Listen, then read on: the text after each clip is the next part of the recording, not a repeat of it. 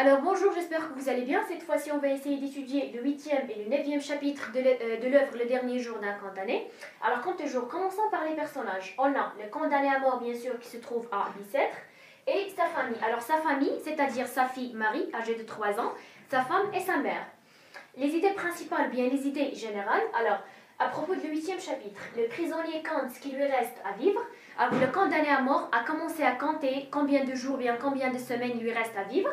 Au total, ce sont 6 semaines. Alors, quand il a commencé à compter, il a trouvé qu'au total, ce sont 6 semaines depuis le jour de la condamnation jusqu'au jour de l'exécution.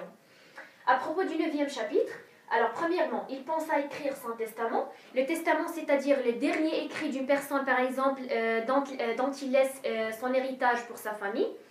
Mais ce qui lui reste va lui suffire à payer les frais de sa mort. Alors malheureusement, quand il a pensé à écrire son testament, bien sûr qui est destiné à sa famille, il a rendu compte que tout ce qui lui reste va lui suffire pour payer les frais de la guillotine. Justement, il y en a une expression dans ce chapitre. Alors il a dit « la guillotine c'est fort cher ». Deuxièmement, il pense à sa famille. Alors, il a pensé à sa femme qui est malade moralement et physiquement. Il a pensé à sa mère qui est âgée de 46 ans et qui va mourir. Et à sa fille qui est âgée de 3 ans. Et surtout, il a insisté sur sa fille Marie parce qu'il est petite, il va être orpheline, il va être pointu par la société. Alors, qu'est-ce qu'on retient de ces deux chapitres? Le narrateur se trouve à Bicêtre. Il compte ce qui lui reste à vivre. Ce sont 6 semaines pendant, ou bien depuis le jour de la condamnation jusqu'au jour de l'exécution.